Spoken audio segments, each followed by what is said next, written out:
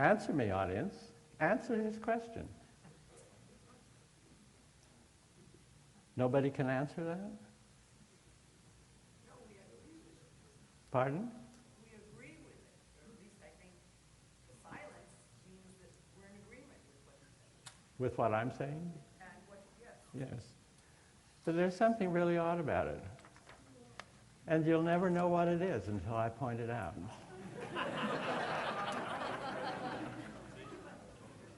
There's one thing in this definition that's so taken for granted that it doesn't even appear as a question.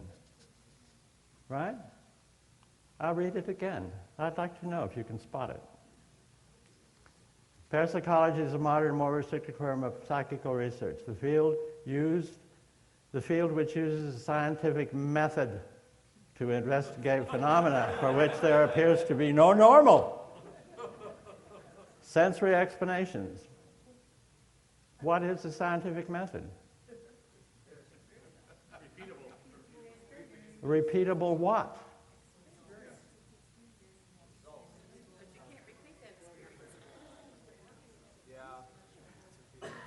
You're not quite following me. We are questioning which scientific method.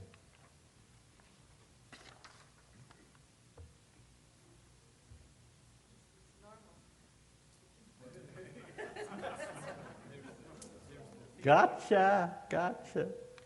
Nobody ever thinks to say, what is this scientific method they're using? Right? Damn right.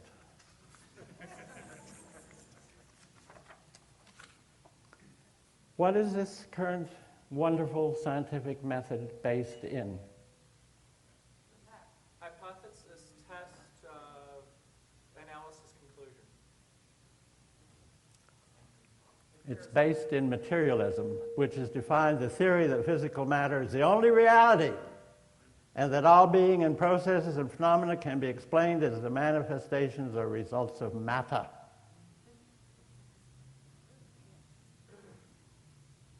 When did that come into being? I know, but I want to know if anybody else knows. 1845.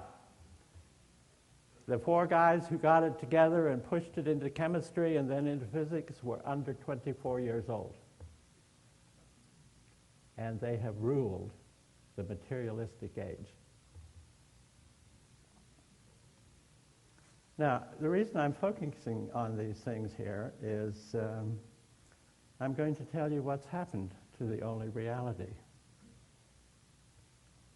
See, if it was just a theory that physical matter exists and that processes and so forth and everything can blah, blah, blah, blah, blah, and everything, but it's the only reality. This definition is taken from my trustworthy Webster's Intercollegiate Dictionary of 1974. This was still the official definition of materialism.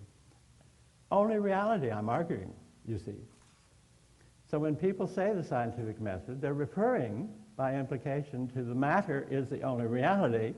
So if there's something around that is not made by matter, is not matter or something like that, they cannot test it with the scientific method because it's not made of matter. Got it?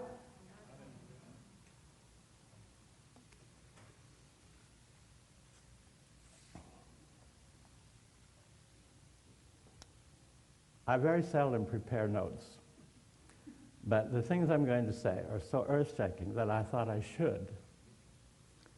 And I'm going to point out one thing that the material sciences cannot explain, account for, or even find the mental processes that go on in it is consciousness. If you can't explain consciousness, you can't explain anything we're interested in. You can explain mercantilism. You can explain atomic bombs. You can explain everything else. But there is no currently existing science of consciousness. Here's a book by this guy named Roger Penrose, who's a very famous physicist in England. It is entitled Shadows of the Mind. It is subtitled The Search for the Missing Science of Consciousness. Parapsychology should, from the get-go, have been interested in the phenomena of consciousness and not in the scientific method. I'm old enough, I'm over the hill now, I don't have to be careful anymore about what I say amongst my peers, so I'm saying it. There's no science of consciousness.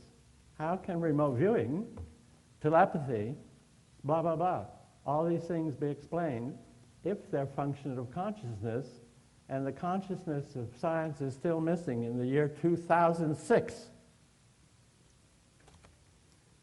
You see why my colleagues found me a little difficult to deal with at times?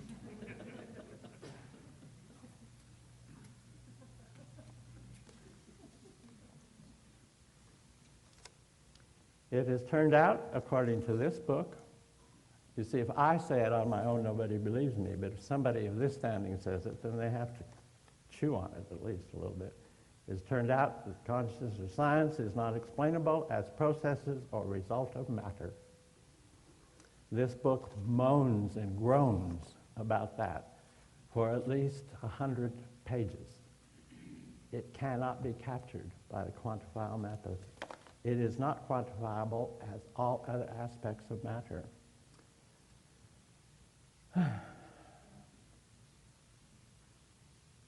It does ask, I must say, what new physics we need to understand consciousness and the mind as well.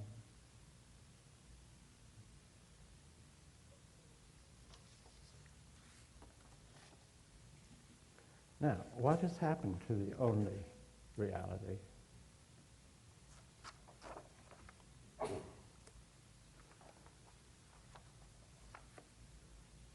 I tried to bring along a few things.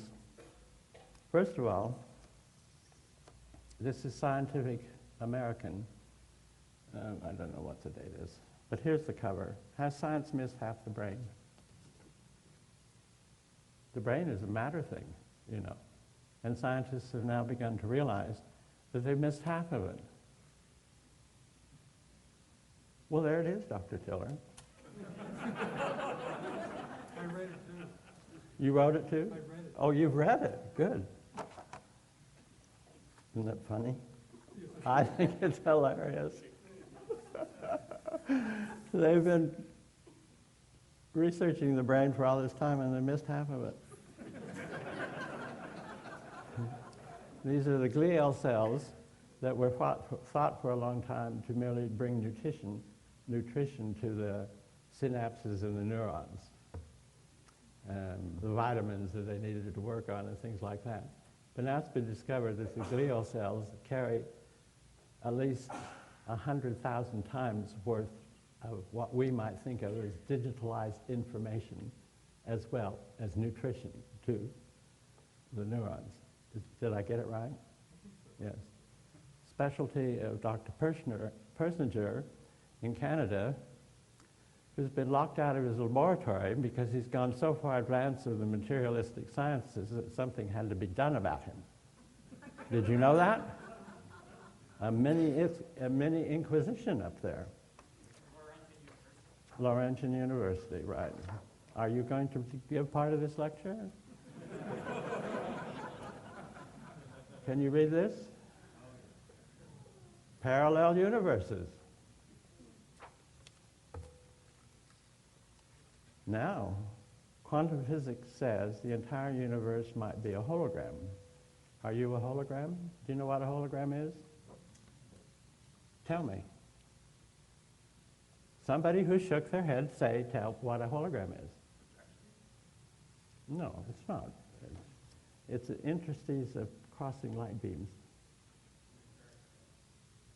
So, you know, the ancients said we're made of light, everything's made of light anyway. That's what they meant. It's probably a hologram.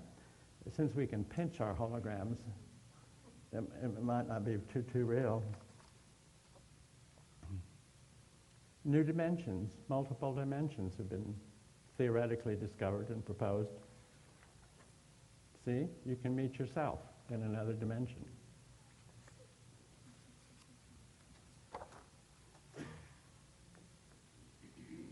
Scientific American thought the